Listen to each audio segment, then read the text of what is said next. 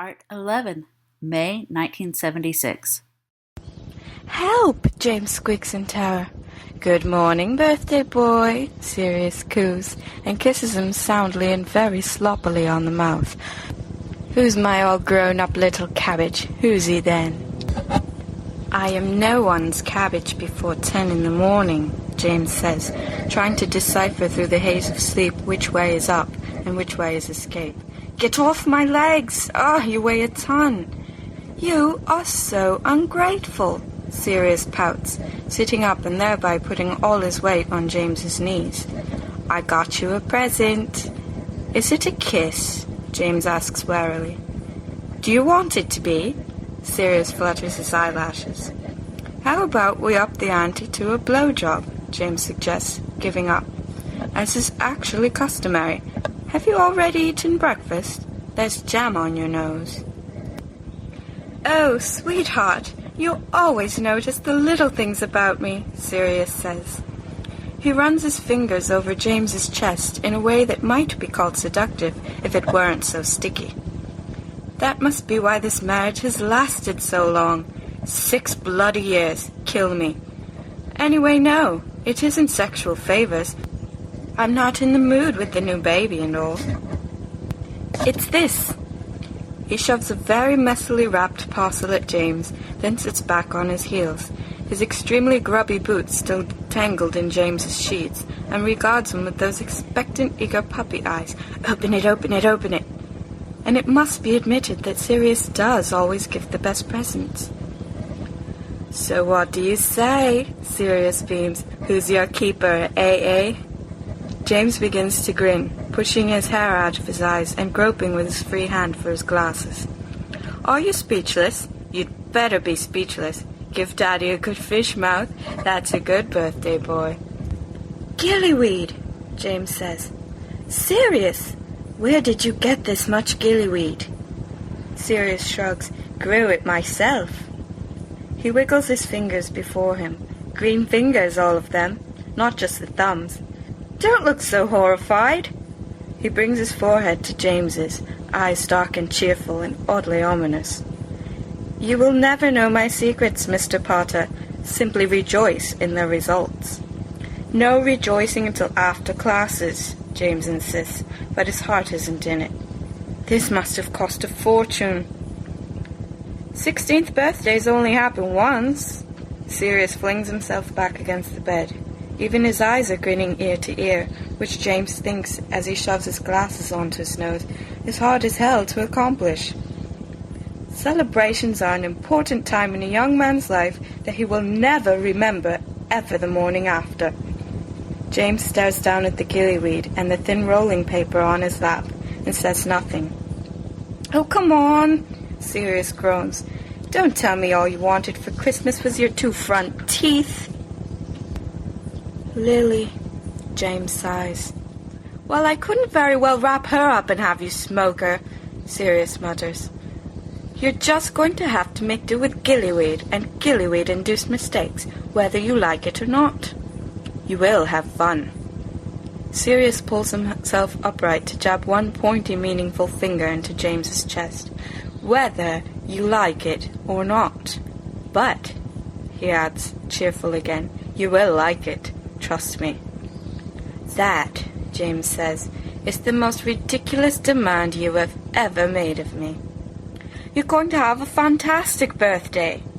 And that wicked shit-eating grin spreads all the way up to Sirius's sparkling eyes, and James doesn't know whether to be terrified or very, very excited. "Pass me my lighter, will you, Pettigrew?" mutters Sirius around the little white cylinder resting between his teeth. "It looks so harmless," Remus muses, "like the little bits of paper that Sirius sometimes gnaws on when his nails are too short or too dirty to bite." But Remus has actually listened in herbology, and he's pretty sure that harmless is the last word for it. Without looking away, Peter does. The lighter is a big, clunky, shiny muggle monstrosity with a golden lion on it, which Sirius insists he got at a muggle club from a pretty girl with pink hair, but Remus thinks he had it custom-made, back when he had the money to make anything he wanted. Where did you even get that much gillyweed? Doesn't it cost a fortune? Peter is wide-eyed, but leaning back against the crenellations of the astronomy tower with great forced nonchalance. Bought it off my mum. Sirius looks up, eyes stark with amusement. How do you think the blacks got their money? To sure pure, you're bloody right, as the driven snow, and never laced with anything. Peter gapes at him. Sirius rolls his eyes. I'm joking, you stupid tit. He flicks the lighter open so that the flame flares orange over his face and the shadows of his cheekbones. The tip catches. Sirius closes his eyes, hollows his cheeks, and inhales. He holds it a moment, keeping the joint lazily between two fingers, and then exhales slowly with every evidence of satisfaction, ending in a small surprised laugh. Whew! I've missed that. I should have gotten first hit. James sulks. It's my birthday. And so you shall, Sirius says placidly. I was only testing it for poisons and or jinxes. God! He hiccups out a breathy laugh, a slow, small grin on his face. I'm out of practice. Here. He transfers the joint neatly into James's waiting fingers, his other hand already busy with the packet. This one's all yours. I'll roll another for the rest of us, but seeing as it's your birthday and all, you ought to have your own. Hey! He laughs again, as if the sound is spilling out of him, slow and heavy as the smoke trickling now from James's mouth. Do you remember that time, summer after 4th, when we smoked up for the first time, and you kept saying it wasn't doing anything, and it wasn't doing anything, and then you ate that entire cake, and then your mum, James cackles, blowing out a quick plume of smoke over the edge of the tower. Ah, Jesus, yeah, she was just lost, and Sirius goes, he's just had a growth spurt. Genius. And we both thought that was just the funniest thing in the world, so there we are reeking, and I've got cake in my hair, and we're just hysterical on the floor, 14 years old, and my mum goes, she goes, well, you ought to have more vegetables then. I'm growing fresh plants in the garden, but I don't know if you can find them under all those weeds. I thought I was going to choke. I've never laughed so hard. Here, Mooney, you go first. I've been. Here they are, Remus thinks, the prefect in him slightly hysterical. 4 juvenile delinquents smoking something horribly illegal in what is officially a class space. He is a dead man. In for a penny, he thinks, and reaches out to pluck the joint from Sirius's hand. He's done this before, when he wasn't a prefect, and learned he was the only person probably on the planet who could actually be more uptight with a roll of gillyweed between his lips than not. The lazy and somewhat boneless relaxation of his friends, Peter like a sock full of suet, and Sirius like a dog got at spilt fire whiskey, and James reminiscent of a giant beached fish, is something Remus supposes his metabolism doesn't allow, or the basic conflicting mechanisms of his mind simply can't comprehend. He always puts the joint between his lips anyway, and impressed Sirius the first time, because he didn't even cough, just looked cross-eyed down at the joint between his lips at one end, and his thumb and forefinger at the other, and wondered why nothing at all was happening. Frankly, deep down, he is happy. Happy to stay in control, happy to hide the sudden rigid lines of his backbone as the effect worked only backwards on him, and happy to look after his confused and babbling friends, as the great profundities of the modern age are lost completely on him, because he can't translate gillyhead. The squat round table they circle with their legs crossed is anathema to the prefect inside him, but to the boy, it's simply confusing. Pass it here, Peter says. He nudges an elbow into Remus's side. Think about gillyweed less, Sirius adds. Smoke gillyweed more. Remus takes 2 long drags in, and watches with new jittery contemplation as the light at the far end flares with the intake of breath. He breathes out 2 even lines of smoke through his nose and passes the joint to Peter. Perhaps it's a new sort of ritual, Remus thinks as he sits back, something that boys are actually supposed to do. Being hidden in secret is part of its charm, which means it's yet another one of those things Remus will never understand.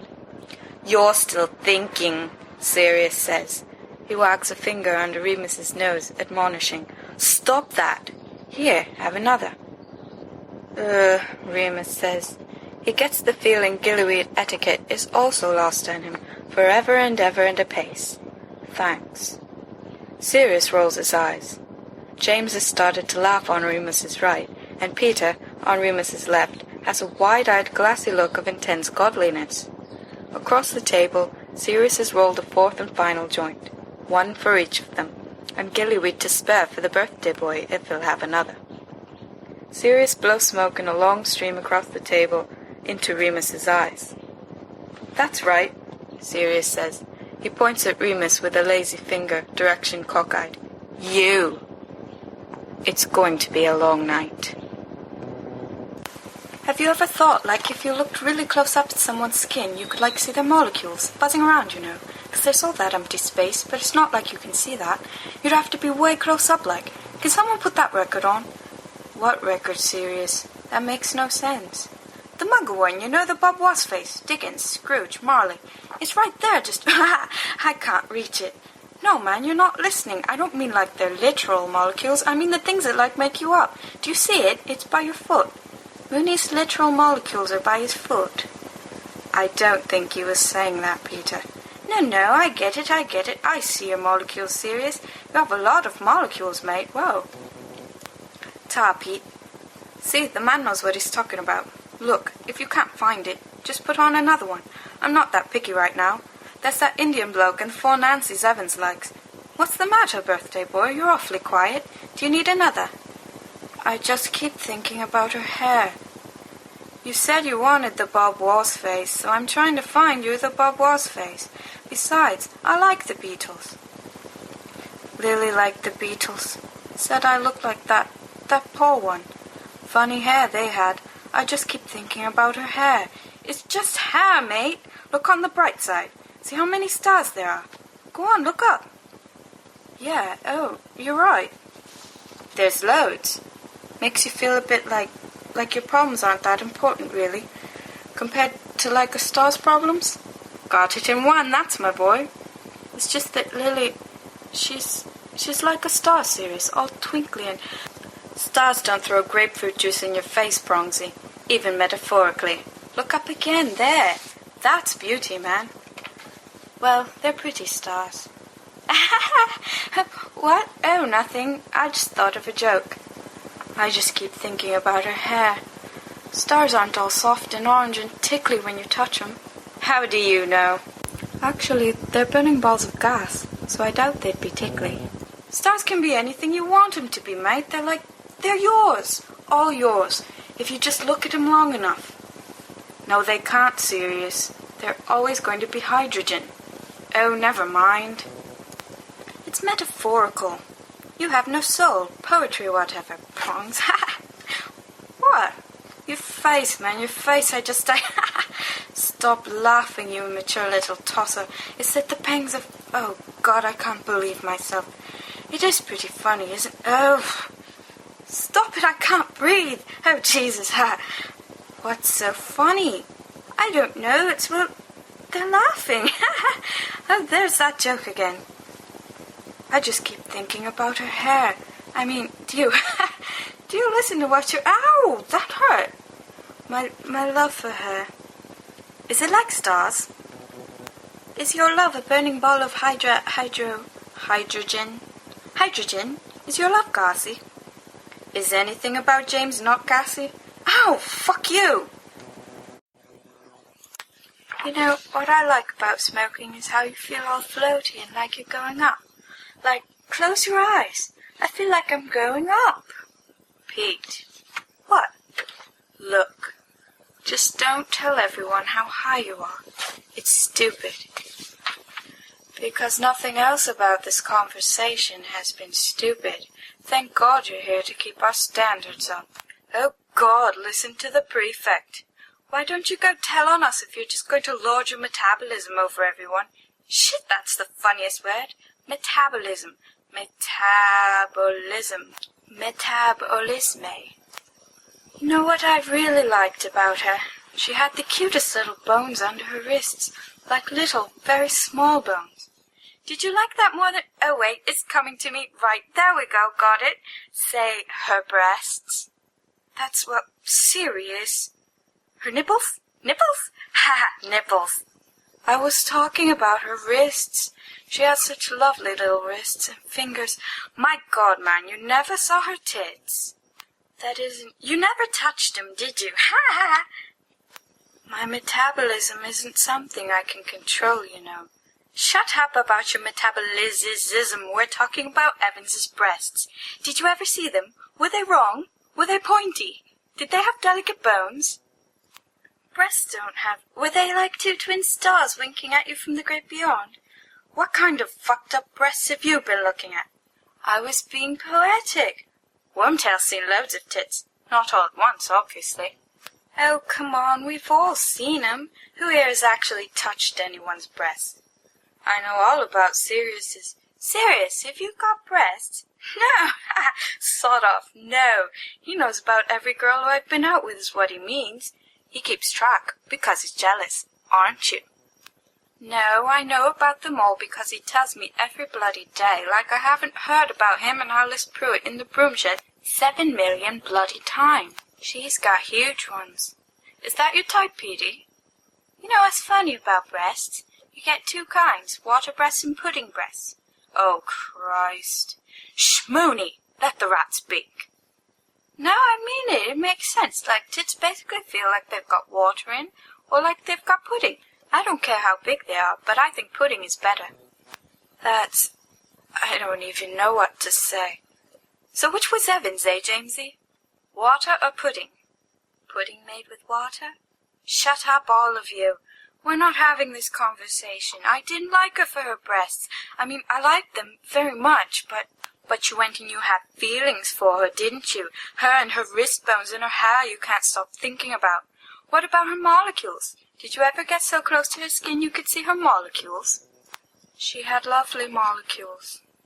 Sure she did. Nice shape from what I've seen beyond those jumpers, and just a little excited to see me. That's uncalled for. She wasn't your girlfriend, was she? Did you want her to be? She kissed him, underneath the mistletoe that time, just this Christmas. Listen, mates, you have to hear this joke. It's brilliant. Pete, your molecules are moving. They are? Where? If you just concentrate hard enough, they'll stop. Oh, God, my molecules! Oh, God, they're moving! Remus, help me!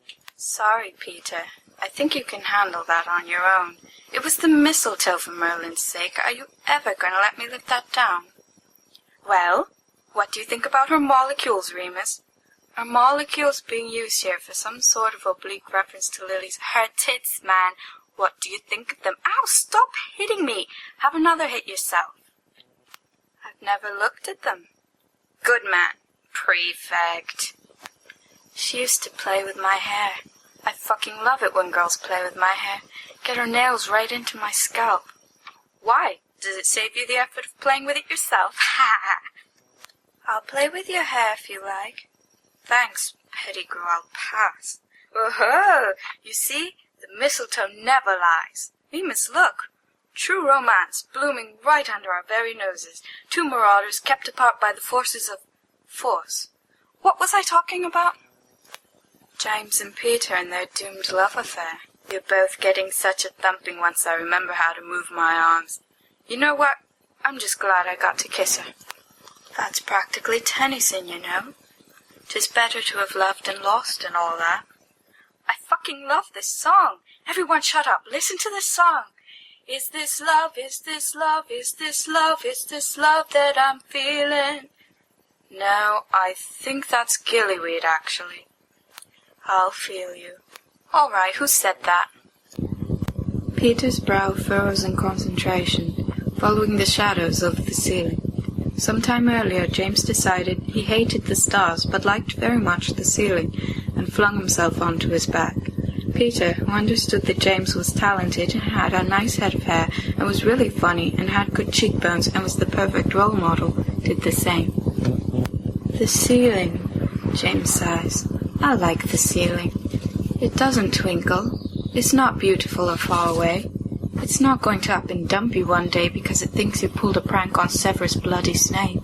Don't you like the ceiling, Pete? The ceiling is so lovely. Peter says. Wait, you're not talking about the sky anymore, are you? I hate this birthday. James confides. I love gillyweed. I hate this birthday. You're 16, Peter says. That's exciting, isn't it? You've been 16 for ages and you're not that exciting, James points out. Peter has to admit that this is true. It's not that. It's everyone's trying so hard. Sirius is trying, but he's a total blot. He's my best friend, but he's a blot. And he's never been in love with anything other than his own face in the mirror and my mum's cheesecake. And Remus, well, you know, is Remus. Do you know what he did after Lily broke up with me? No, Peter says loyally, even though he does because he was there. He gave me a book, says James and shakes his head. A book! He didn't even give it to me, he lent it to me, and he said... James adopts a near pitch-perfect imitation of Remus's careful, posh tenor. He said, James, look, if you can avoid getting treacle on the pages, I'd rather like to, lend this to you. It's really very helpful sometimes to find solace in, literature. Bollocks. Have you tried reading it? James makes a disparaging noise. Please, Wormtail, you know perfectly well I'm illiterate. You are not, Peter scoffs. You're more literate than anyone I know. Well, that doesn't count Remus. Well, Remus doesn't count. Well, you know what I mean. Remus is a library with a head and 2 legs. And no one notices the head and 2 legs, James agrees. I know. I mean, I suppose he was trying, what with giving me a book being like giving me a baby, and lending me a book being like lending me a baby, in his world anyway. And even I wouldn't trust me with a baby. And you do like your treacle, Peter adds. I do that, James sighs, flinging both arms up into the air. It's just that it seems so stupid, it must to all of you, that I won't stop going on and on, and on and on. Peter helps. Right, that, on and on about her. It's just that I fancy her, I really fancy her, not her molecules or anything silly like that. The whole of her. She's wicked. I mean, she's absolutely wicked. I don't think you know what it's like to talk to a girl who's willing to kiss you afterward, who's just wicked when you're talking to her like a friend. Girls can be friends? Peter blinks. So it's like losing a friend too, over something so incredibly stupid it makes me want to tear my hair out. You'll get a bald spot, Peter says. That wouldn't be very attractive. No, James gnaws his bottom lip. I don't want to get a bald spot. My hair's weird enough as it is. Though it looks like she likes the bald, what with Kingsley's great big shiny head letting her check her teeth after her, if you mean bloody great bald shiny wanker. I thought you liked Kingsley. Liked. Past tense. Now I don't. Now I want to turn him into noodles. Good luck, Peter says. He probably bites.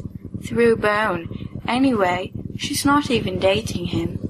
They've kissed, James says colourlessly. I've seen it.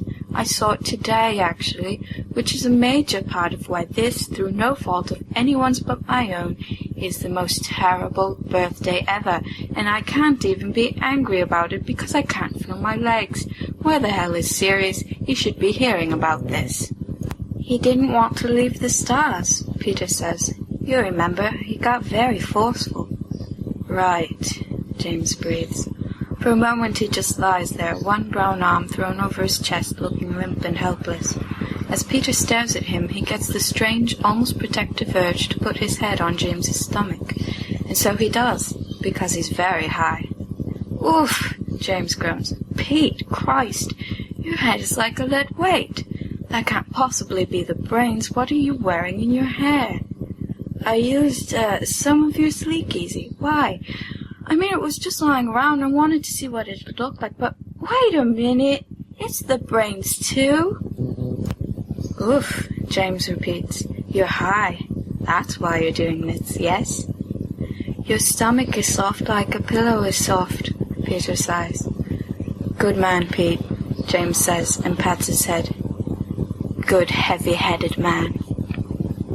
Have you ever thought, if you looked really close up at the sky, you could, see the star's molecules buzzing around, you know? 'Cause there's all that empty space, but it's not like you can see that. You'd have to stare for a really long time. And maybe you'd have to fly up there to get closer. You said that already, Remus says. Only it was about skin and molecules, not stars. But I appreciate that you're still trying to converse. The gillyweed is gone, Sirius moans. Gone, gone, gone. It's better that way, says Remus. You'd kill off what few brain cells you have left. Sirius eyes him. You've got a metabolism, he says, very astutely. Dangerous, unfair, processes chemicals. I should hope so, Remus says. Who would take care of you lot if I weren't around being metabolistic? Oh God, look, you've got me talking like you. You, Sirius says, fixing him with a very serious look, and a finger pointed decisively just behind his right ear. You are you. You take care of people too much. No fun. I can't help it. It's a werewolf thing, Remus explains. I mean, not the taking care of people bit, because that's really not a werewolf thing, if we're talking evolution and so on, but the not being fun. Chemically, anyway. You coming, Sirius says vaguely, to see me over the summer? What record is this? Beatles, Remus says. He doesn't look up. Those Nancy's Evan likes? Those Nancy's I like, apparently. Well, mostly their latter work. La la la la la, meaningless, Sirius hums under his breath. Remus, are you going to come? Peter might, and I'll be with James the whole time. You can teach me about grammar and metabolism instead of writing to me about it. What do you say? Come on. I don't know, answers finally. I don't know. It's hard to say right now. You haven't even asked your parents. Sirius looks darkly at Remus from beneath mussed hair, brow knit in hurt confusion. We don't just sit around and smoke gillyweed all day, you know. James' mum is like, well, she makes incredible pies, but she doesn't stand for messing about. And James' dad, you remember, with the records. And I'd let you talk to him some of the time anyway. Maybe for an hour every 2 days, so we could all be spared the flailing about in the spit when you get excited and things. And I know you. I know you. You like pies, right? She makes all these chocolate cakes. At least, she will, because I'll give her recipes. Sirius, Remus says, it's not that I don't want to go. I always want to go. La la la la la, meaningless, Sirius mutters again, half tuneless. I hate not liking the summer. It's the bloody summer. There's no work to do, and no classes to be on time for, and no snivellus looking around every corner. Putting Silver in your jam, I might add, and it's hard looking out for you all the time because he's sort of slimy and wiggly, like a snake. And I hate not liking it. It's not fair. Snakes aren't slimy, Remus says. And stars are balls of burning gas, and werewolves have metabolisms that work so fast you're still always the smart one while the rest of us are drooling about molecules, Sirius snaps. Fine, don't come visit us. It's just that I might not be able to, Remus attempts. It's not that I don't want to try. If you wanted to, you'd come. You're not being fair. I am always fair. I am justice itself. Scales and well-draped sheet and blindfold and everything. Sirius, I told you, I want to come. Didn't think you would anyway. Sirius huffs breath out through his nose. You have a 3-month date with a darkroom and a small lamp and all your summer books. I understand. I give you full permission. Wink all you like to proper grammar and idioms. Very sexy idioms. I can understand where you're coming from. Ha, get it? Coming from? I don't have the bloody money, Remus hisses. Would you shut up about it? I'll give you the money, Sirius says with elephantine gracelessness. Don't be such an arse about it. I'm sorry, Remus mutters. I don't mean to be short. It's just, I'm not going to take your money. Anyway, even if I was, you don't have any. You're the dethroned heir. It's all very romantic, really. I won 7 sickles, Sirius says dreamily, from James, over the Hufflepuff match. I can't get to Devonshire on 7 sickles, Remus says, but I'm deeply touched. A sweeping gesture of generosity, which, unfortunately, don't be like that. Sirius wriggles his shoulder blades into the stones. Summer nights, you know, when it's warm, but it's kind of cool, so it's like there's no temperature at all. That's what I like. Be like what? What am I being like? Like you get, right now. And when people do nice things for you, or say anything, you get all, well, you know. Sirius makes a vague, whispery hand gesture, so his arm winds up into the air and then collapses onto the stone. Ow. All snarky and smart. Which you are. Smart. Big words. But, do you know, I don't think we've ever had a real conversation. Sirius, you are so high you couldn't tell a conversation from a giraffe, Remus says. Come on, I think you should go to bed. This is it, see? Sirius throws his arm backwards as if to point an accusing finger, but it wobbles to Remus's left for a while and then collapses. There we have it. Give the man a trophy. It's all witticisms until someone loses an eye. You are incoherent, Remus says sharply. You are like a cabbage, Sirius says. Remus gapes at him. Like a cabbage, with leaves on top of more leaves. Except you're like an endlessly regenerating cabbage. Every time someone eats a leaf, you get another one. If you ever want to have a conversation with someone, they can't be cabbagey about it. Do you think if someone farted enough, they could make their own star? It's all gases, isn't it? We've had conversations, Remus insists into his chest. We've had many conversations. Name one you didn't correct my use of who and whom in, Remus winces. Or one that didn't involve you piping up with a fact or a quote or a denial of your participation or any number of your library of admonishments. Bloody hard to talk with this much gillyweed in you, but you wouldn't know that. You always know your admo from your ammo, and you always will. We've had conversations, Remus repeats, that haven't involved two, Sirius says. I count. 2. In first year, they went like this. Hello, Remus, will you pass the bread? Yes, Sirius, and would you like some milk? Yes, thank you, I would. That one's my favorite. The other one is a little more confusing because I think I was drunk. End of March, went like this. Hello, Sirius, are you drunk? Why, yes, monsieur, I do believe I am. Here, have some hot chocolate. Mwah. I remember that second one, Remus says. The mwah was where you collapsed in my lap. Your lap is soft, like a pillow is soft, Sirius points out. But let's not talk about that right now. We're talking about your inability to communicate. My inability to communicate? Remus splutters. My inability? Sirius, you're the ones theorizing on the possibility of farting an air into existence. Because I was thinking about the possibility of farting a star into existence, Sirius fixes Remus with a reasonable, if not somewhat dilated, look. And I decided to share my thoughts with you. That's communication. That's babbling, Remus says, actually. No, Sirius protests.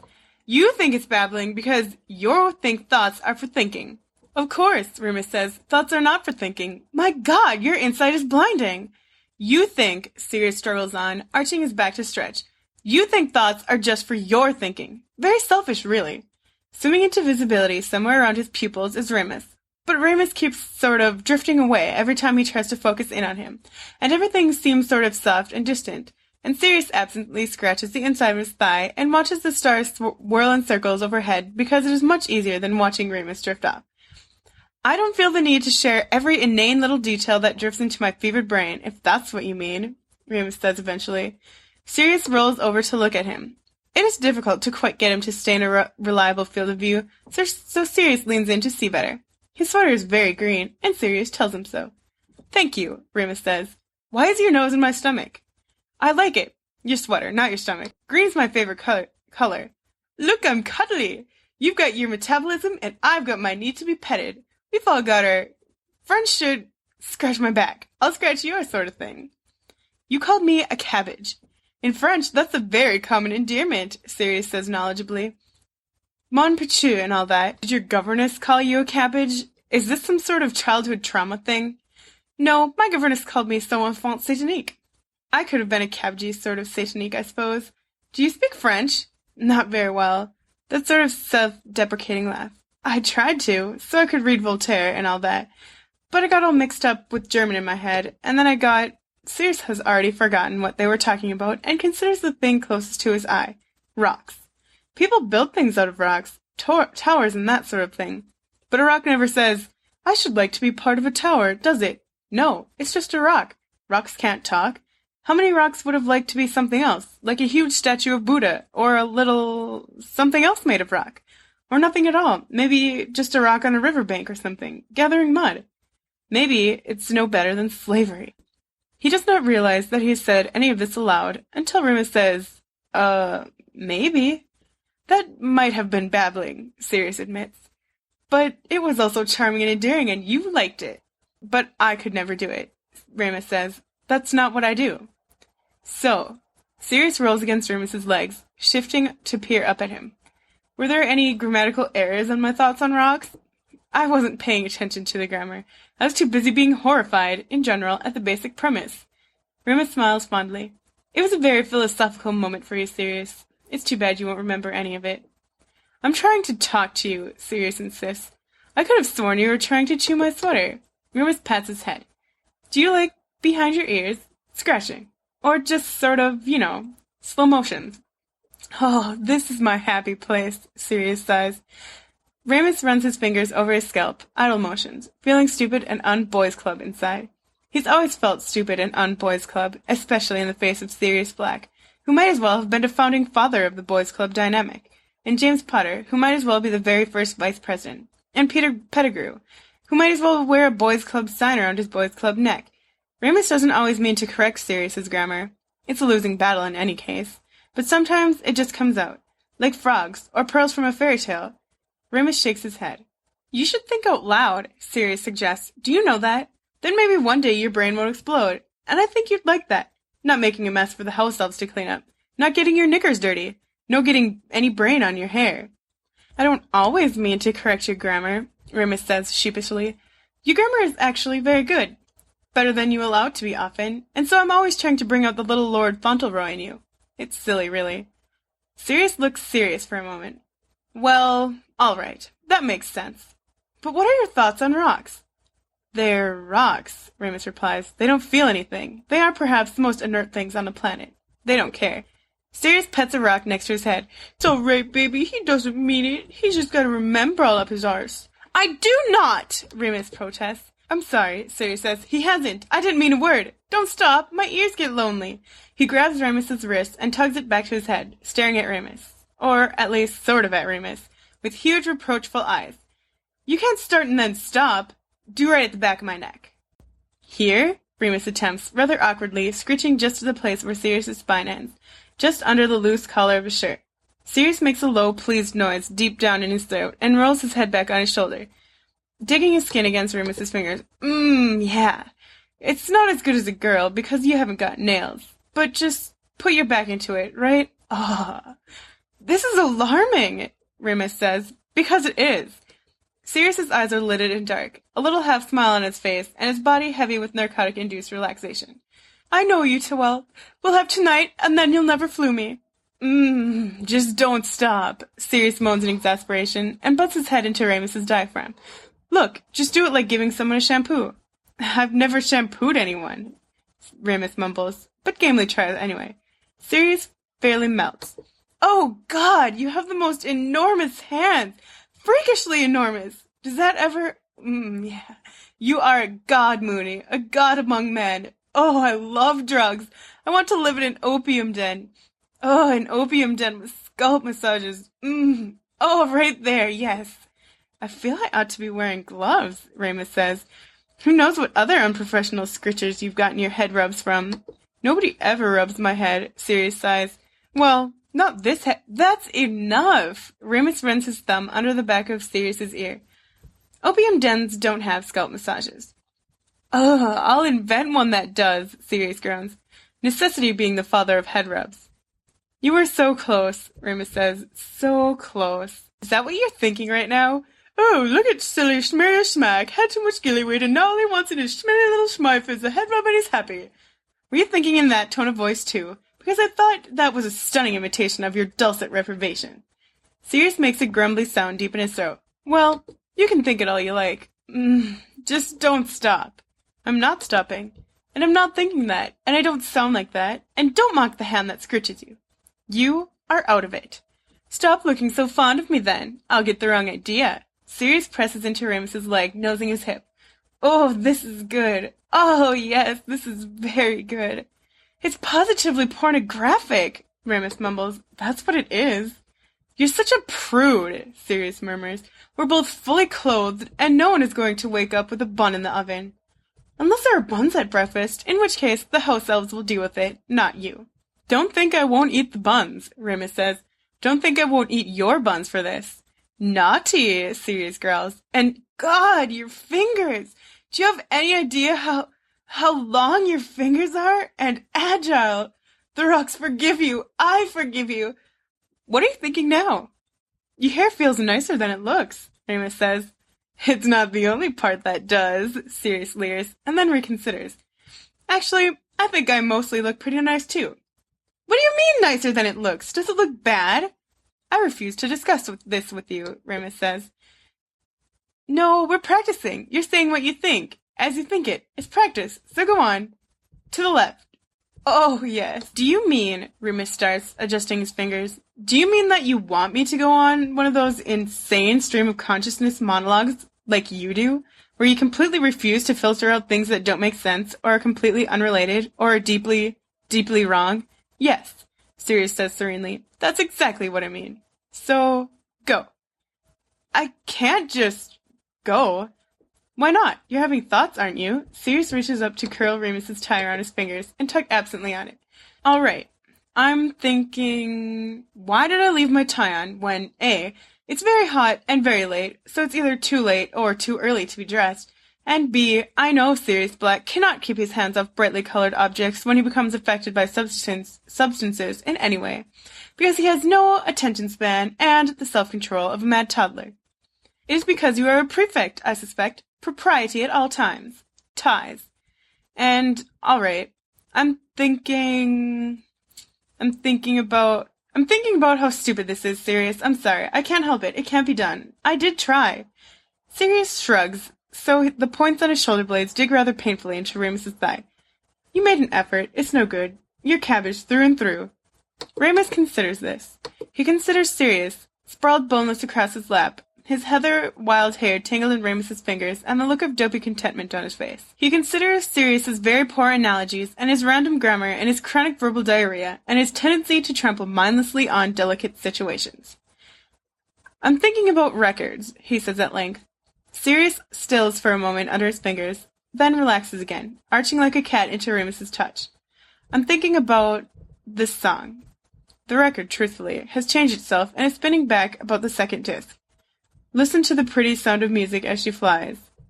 My dad got me this album for my 10th, I guess. 68 it came out, and it was used when he got it. It wasn't really for me. He knows all the lyrics. And it was the same year he got me the Victrola, so I'd already got my big present. For Sirius's 10th birthday, he got a purebred black Arabian, and a 300-year-old sword with burning rubies set into the hilt. Fencing tutor was considered an accessory. He remembers these things. The horse was called Altair until Regulus rode it into madness and had to be put down. He remembers his mother calling him in to breakfast on this day, and his governess buttoning him into his new suit. He remembers sitting at the head of the table for the first time as the heir, kicking his 2 short legs against his chair, and the cold press of his father's lips on his forehead. You got a record for your 10th birthday? Sirius says. He hopes he hasn't said everything he was thinking out loud this time as well, but Remus's tight-browed look, foreign and far off, suggests he hasn't. Either that or he did, but Remus wasn't listening. 2 records. The White Album. It's 2 records. In one. More expensive. I was glad, because Dad loved it, and Mom thought it was all right, and it wasn't swing, but it worked for all of us. It was useful. It was practical. It was put to good use. If you sat between the 2 speakers in the living room during back in the USSR, it sounded like the airplane at the beginning was flying right over you, which is a sort of Muggle magic. What did you get for your 10th birthday? A house? That's not fair again. I'm sorry. A third world country? That was Mom's first idea, Sirius mutters. But then they decided on a sword, which I really liked, but I don't have anymore because I went off to, Hogwarts, and got sorted into Gryffindor and ruined all their lives, and, oh, by the by, I hate them, pure-blooded nutters. Sirius, Remus says, you're a pure-blooded nutter. But not by choice, Sirius replies. They're pure-blooded nutters by choice. I'm pure-blooded nutter by accident. There's a big difference.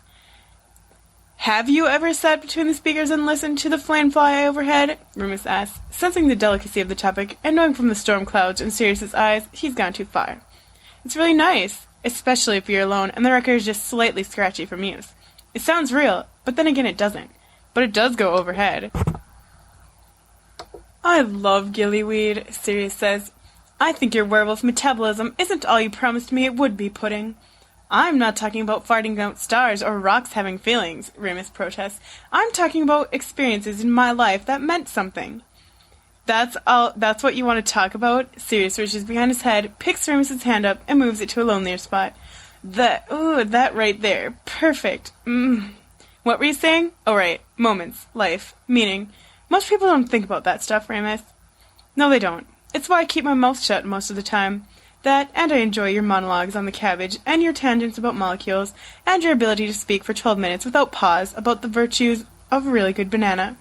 Remus scrunches the hair beneath his fingers and smooths it out, glad his nails are blunt and his fingers graceful under pressure. Do you play the piano? Sirius asks. The saxophone? The tuba? These are a musician's hands, my friend. You have magic fingers. I didn't mean to joke, Remus says, about what you got for your birthday. You got a pony, though, didn't you? Regulus killed Altair, Sirius sniffs. And this is why I don't relive my moments, life, meaning constantly. Because then I would kill my brother. Was it a nice pony? Remus inquires, trying to be helpful. Was it fluffy? He was black. Sirius yawns hugely and nestles himself in a little deeper against Remus's body. He bit people. He was my best friend, which is depressing. When I first got him, I tried to feed him an apple and he went for the jugular. He didn't like apples? He liked meat, Sirius said with some distant pride. You should take up the tuba, is what you should do, if you don't play it now. Or the accordion. You can't spend your whole life making moments and saving them up for later, can you? You'd go mad. You have to just be in the moment and not be thinking about it. The cabbage or the banana, that's just the moment as it's going on. Meaningful experiences with record players and socioeconomic discrepancy. Well, that's incipient madness. How many big words did I just use? Do you count meaningful? Socioeconomic, incipient. I can't use those words like that when I'm sober. Sirius coughs. His voice sounds scratchy and dark, and he's pretty sure that when he wakes up, his throat will be in terrible pain. Which is your favorite song? I can't pick one, Remus says. Cabbagey answer, Sirius says. Disqualified. Look, do I have to glue your hands to my head or what? Can you make circles, like, with your thumbs? Right. Oh, sweet God. Right like that. I can't pick one. Look, you go on about me trying to make moments, right? I can't pick one. Look, you go on about me trying to make moments, right? Well, I don't even like moments. I like the thing as a whole, I suppose. I like these two records together. The songs are all right, all of them by themselves, but I like the two records. I like playing them from both sides in my yard when my father sings Sexy Sadie to my mum very off-key and there's an airplane overhead. That isn't a moment. That's what it's like. The whole picture. If I picked one song, I'd have to break it down, and then I'd miss the whole point. Sirius, for once, says nothing. I played the violin for 3 years, if you want to know. Very poorly. There is a peaceful, though bizarre silence from his lap. Sirius? Remus looks down in surprise, and Sirius lets out an enormous snore and flops onto his stomach, nuzzling his face into Remus's leg as he does so. Sirius snores. I like to remember everything, Remus says, very quietly, so as not to wake him. As it was, because moments by themselves aren't enough. They're just like photographs. They move a little, they wave, but they aren't everything. You can look back on a moment and say, in that moment I was happy, or, more often than not, in that moment I was uncomfortable, or, in that moment I was sad, or, in that moment we were all Burks. But you can look back on everything and you think, that was good, because when all the moments come together, when all the songs meet up with one another, you get something whole and complete and wonderful. People you loved and people you hated, and a fondness for them you may not be able to recapture, but everything you remember about them being somehow more than they really were, because that's what remembering everything does. When I'm old, I think I'll look back on this, and I won't remember that time Sirius thought, if he lit a fart on fire, he could make a star come out of his arse. But I'll probably remember the stars themselves. I won't think, he nearly choked me when he grabbed onto my tie, but I will think about the stupid doggy noises you're making, even right now, even while you're sleeping. It probably means remembering everything, and not jumping from moment to moment like life is a game of leapfrog and should be taking experience to experience like lily pads is foolish, because I won't remember you're off in a Burke, and James is off in a Burke, and Peter can be impressively inane, and I am such a wet blanket with such a large nose it's a miracle you don't hate me. I'll just remember that I talked for 5 minutes to a friend who was already sleeping, and I was happy anyway. Remus pauses, sighs, and thumbs the side of Sirius's jaw, not noticing the path of his fingers. You're not going to remember any of this, which is probably good, since this, my friend, is definitely babble. I hate gillyweed. It makes you think everything is profound when, in reality, you're talking to yourself and no one else can translate the language that is you. Sirius agrees. And you can fall asleep anywhere, Remus huffs. That's infuriating. A long, heavy-breathed, almost silence. Good night, Remus says, and closes his eyes. The stars twinkle out, or at least out of the moment.